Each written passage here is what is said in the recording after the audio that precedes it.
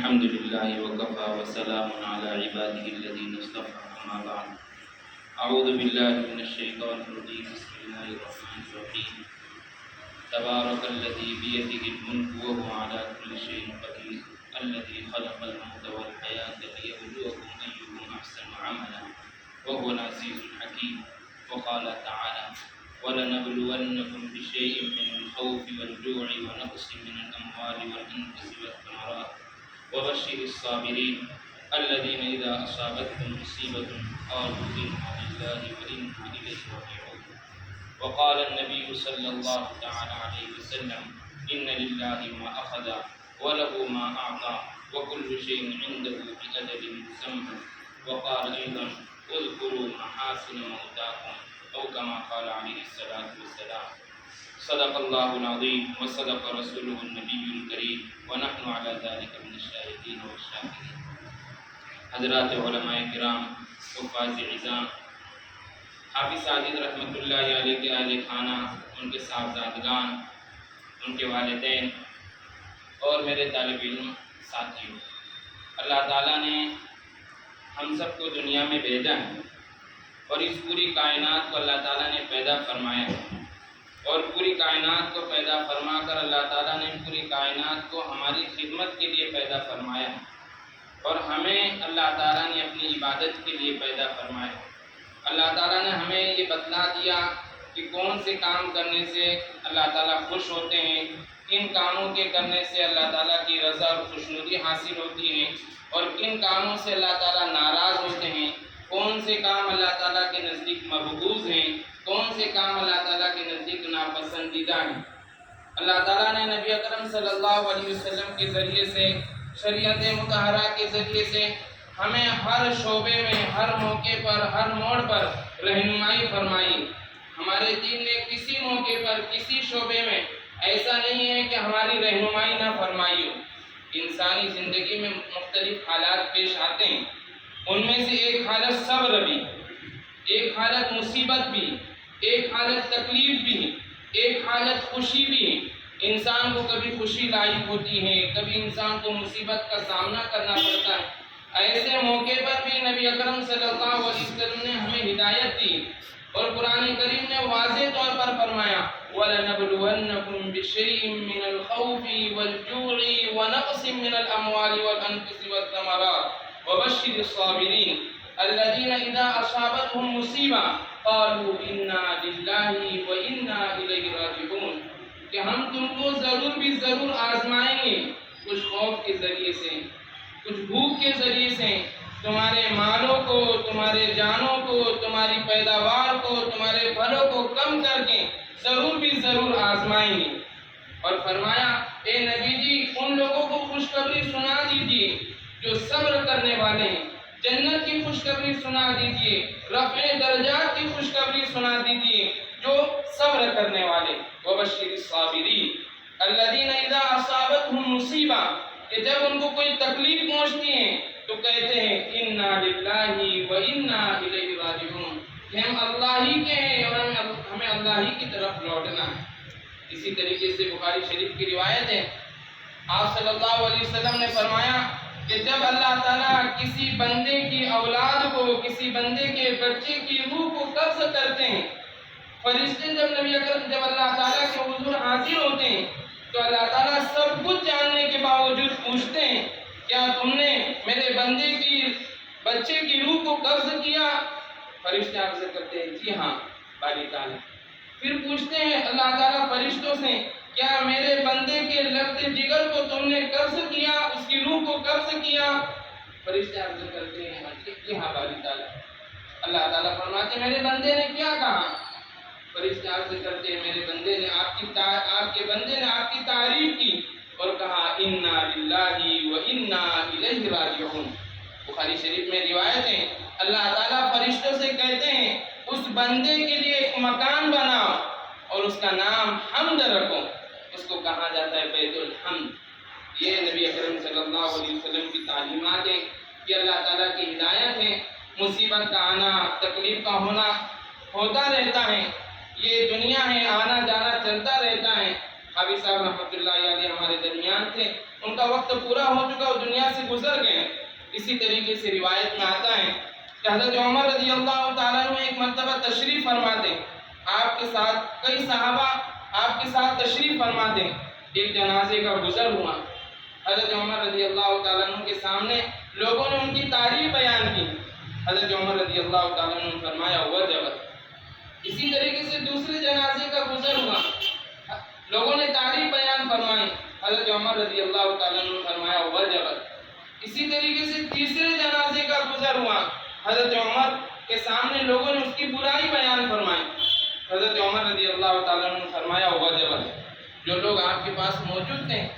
آپ حضرت عمر رضی اللہ تعالیٰ عنہ سے کہنے لگے یا امیر المؤمنین، آپ نے ہر جنازے کے سلسلے میں وجبت کہا، واجب ہو گیا، اس کا کیا مطلب ہے؟ حضرت عمر رضی اللہ تعالیٰ عنہ فرماتے کہ میں نے وہی بات ارشاد فرمائی، میں نے وہی کام کیا جو نبی اکرم صلی اللہ علیہ وسلم سے سنا تھا۔ آپ صلی اللہ علیہ وسلم نے فرمایا کہ جب کسی بندے کا انتقال ہوتا ہے اور اس کی نیکی کی گواہی 3 اشخاص دیتے ہیں، 3 لوگ اس کی نیکی کی گواہی دیتے ہیں، تو اللہ تعالیٰ اس کی مغفرت فرما دیتے ہیں۔ حضرت عمر رضی اللہ تعالیٰ نے کہا کہ ہم نے آپ صلی اللہ علیہ وسلم سے پوچھا اگر 2 آدمی گواہی دیں، تو آپ صلی اللہ علیہ وسلم نے فرمایا کہ 2 آدمی گواہی دیں تب بھی اللہ تعالیٰ اس کے لیے جنت واجب فرما دیتے، اس کی مغفرت فرما دیتے۔ حضرت عمر رضی اللہ تعالیٰ نے فرماتے ہیں کہ ہم نے ایک شخص کے متعلق نہیں پوچھا کہ اگر ایک شخص یہ کہیں تو کیا حکم ہوگا۔ حضرت عمر فرماتے کہ ہمیں امید ہے کہ اگر ہم ایک شخص کے بارے میں بھی پوچھتے ہیں تو آپ صلی اللہ علیہ وسلم کا یہی جواب ہوتا ہے۔ حافظ صاحب رحمۃ اللہ علیہ وفات پا چکے، دنیا سے رخصت ہو گئے، لیکن جن سے ملاقات ہو رہی ہے، جن سے بات ہو رہی ہے، سب آپ کی تعریفی کلمات کہہ رہے ہیں۔ کوئی آپ کی سخاوت کا ذکر کرتا ہے، کوئی آپ کی منکسر المزاجی کا ذکر کرتا ہے، آپ کی خاموش خدمات کا تذکرہ کرتا ہے، تو کوئی آپ کے صبر کا، آپ کے شکر کا، آپ کے معاملات کی صفائی کا کو بیان کرتا ہے۔ حضرت رحمت اللہ علیہ، حافظ صاحب رحمت اللہ علیہ کئی اوصاف حمیدہ، کئی صفات جمیلہ کے حامل تھے، کئی خوبیوں کے حامل تھے۔ اللہ تعالیٰ نے ان کے اندر کئی خوبیاں رکھی ہوئی تھی۔ میرا تعلق ان سے کئی زمانے سے رہا، بچپن سے رہا، جب سے میں پڑھنے آیا ہوں ان کے سامنے میرا وقت گزرا ہے۔ میں نے محسوس کیا کہ حافظ صاحب رحمت اللہ علیہ کے یہاں سخاوت بہت زیادہ ہے۔ حافظ صاحب رحمت اللہ علیہ کو اللہ تعالیٰ نے سخاوت کا بڑا حصہ عطا فرمایا تھا۔ جب ملاقات ہوتی چائے کی بات کرتے، جب ملاقات ہوتی کھانے کی بات کرتے، جب کوئی بات ہوتی آپ دعوت کا تذکرہ کرتے۔ ابھی گزشتہ ہفتے کی بات ہے، ان کے صاحبزادے کو 500 روپیہ میرے پاس دیگر بھیجا، کہا کہ تمام اساتذہ کو دعوت کرا دی۔ اسی طریقے سے معلوم ہوا حافظ فیضان الحق کے سلسلے میں ان کو بھی پیسہ دیا گیا اور کہا کہ نظیریہ مسجد میں جتنے اساتذہ ہیں سب کو دعوت کرائی۔ یہ میں محسوس کیا کہ اللہ تعالیٰ نے چاہے ان کے پاس اتنا پیسہ نہیں تھا، اس کے باوجود سخاوت کا بہت بڑا حصہ اللہ پاک نے ان کو دیا۔ بہت سی مرتبہ ایسا ہوتا ہم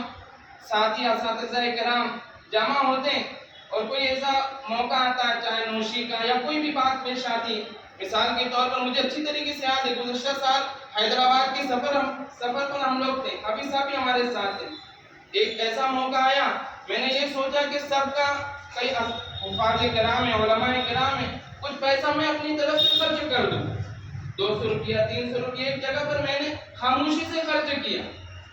اور اجتماعی پیسے میں اس کو شامل نہیں کیا، اور میرے ذہن و دماغ میں یہ بات تھی کہ اس کا تذکرہ کسی کو نہیں، کسی کو اس کا علم نہیں۔ حافظ صاحب رحمۃ اللہ علیہ نے محسوس کر لیا تھا کہ یہ پیسہ میں دیا، اکیلے میں آئے اور کہا کہ مولانا 400 روپیہ رکھیے، 300 روپیہ۔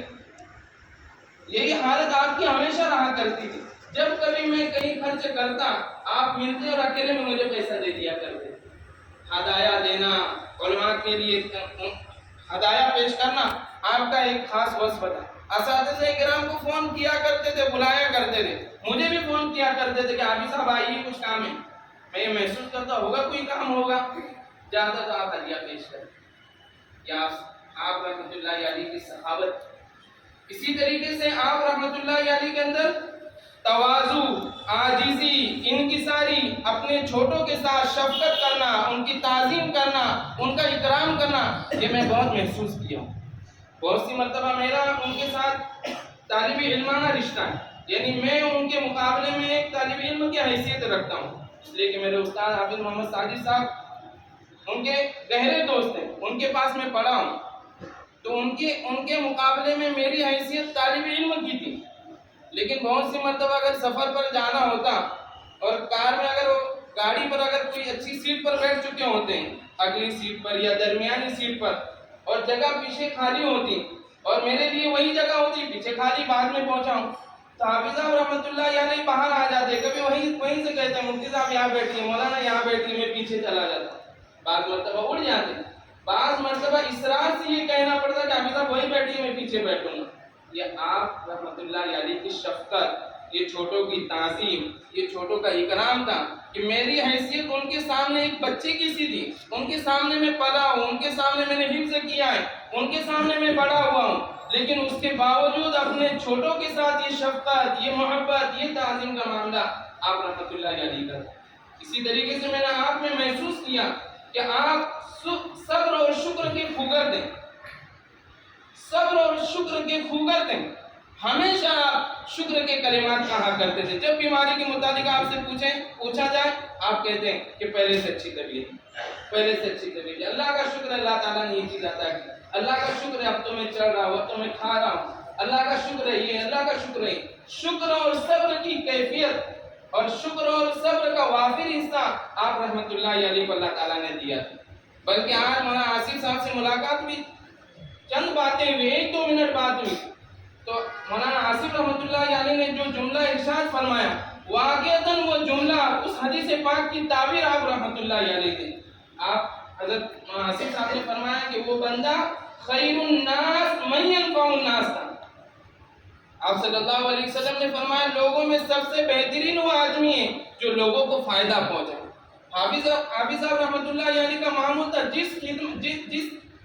لوگوں کو جیسے وہ فائدہ پہنچا سکتے ہیں آپ ہر طریقے سے ان کو فائدہ پہنچانے کی کوشش کریں، کسی کے رشتے ناطے لگا رہے ہیں، کئی مسجد بنا رہے ہیں، کئی مدرسہ بنا رہے ہیں، کسی غریب کا کام کر رہے ہیں، کسی ضرورت مند کی ضرورت کو پورا کر رہے ہیں، جس وقت جو کام وہ کر سکتے تھے، جس وقت لوگوں کو جیسے فائدہ پہنچا سکتے تھے آپ رحمۃ اللہ علیہ ویسے فائدہ پہنچایا کرتے تھے۔ ہم اللہ تعالیٰ سے دعا کرتے ہیں اللہ تعالیٰ حافظ صاحب رحمۃ اللہ علیہ کو بری رحمت فرمائے، ان کے درجات کو بلند فرمائے، ان کی نیکیوں کو قبول فرمائے، پسماندگان کو اور